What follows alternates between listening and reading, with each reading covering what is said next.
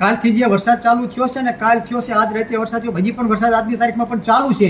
અને ચાલુ વરસાદમાં અત્યારે જે ખેડૂને કપા બચ્યા હતા ને વાંહે એમાં 5-7 ઝીંડવા હતા, 5-7 ઝીંડવા જે ફાટ્યા હતા ને એ ઝીંડવામાં પણ અત્યારે કપાસ્યા જે કપા મહિના 2 દી પછી એ પણ કપા ઉગાડવાનો છે. અને આજ અમારે 1 મહિનો થયો વરસાદ બંધ થયો, એ હજી આજ સુધીમાં એક પણ સર્વે કરવા હાડલા મલકા કોઈ પણ માણસ આયા છે અને ખેતીવાડી અધિકારી એક પણ સર્વેમાં. અને જે માણસને આવ પાયમાલ થઈ ગયેલા છે એવા પણ કેટલા ખેડૂત છે અમારા ગામમાં. અને સાહેબ અત્યારે આવે આનું સાહેબને દેખાડી શકું કે તમે જો આ ખેતર કે આ સાચું બોલે છે ખેડૂત ખોટા છે. અને તમે અત્યારે પણ જોઈ શકો છો હજી બીજું કે અત્યારે જે કપાની પોઝિશન છે ને એ કેવી પોઝિશન છે હું તમને અત્યારે દેખાડશું હકાલિયા, એટલે તમે જોઈ શકો એટલે તમને ખબર પડે કે કપાની શું પોઝિશન છે, કપામાં હકાલિયામાં શું અત્યારે નીકળે છે તમે જોઈ શકો છો.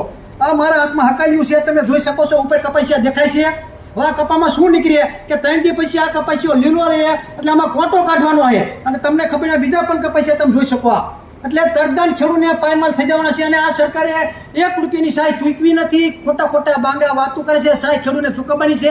ઉદ્યોગપતિને કરોડો રૂપિયા માફ કરવાના હોય, ખેડૂતને સીસી લોન હોય 2 લાખ ને 3 લાખની, જો એ માફ કરવાના સરકારમાં તેવડ ના હોય તો સરકારને રાજીનામું દઈ દેવું પડે બધા ધારાસભ્યને.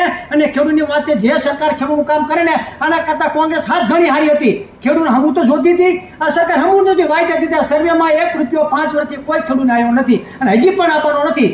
અને તરતન મારા તમામ ખેડૂતોને નમ્ર વિનંતી છે કે આ ભાજપ સરકાર ખેડૂત વિરોધી છે અને ઉદ્યોગપતિની સરકાર છે. મારું નામ છે અરજુભાઈ, મારું ગામ છે સડલા. આ છે ને વરસાદ આ મહિના પહેલા થયો તે બધું ઓલું બગડી ગયું બધું. અને કપા અત્યારે કોક ઝીંડવા થયા હતા એ વરસાદ ખૂબ અત્યારે થયો તે હવે ઉગવાની તૈયારી છે કપાની. અને તળબળ તો બધા ભરી ગયા.